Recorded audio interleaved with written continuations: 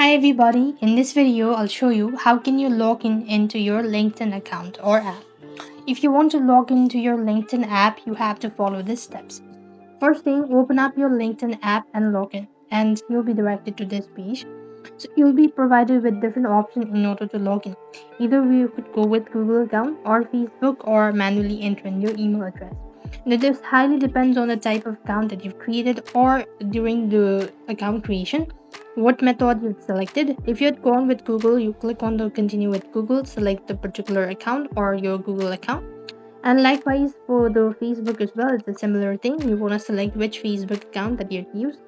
And if you want to go with the sign in, or if you had gone with email or phone number, then here you want to type in or manually enter in the email address, then a password associated with, and click on continue.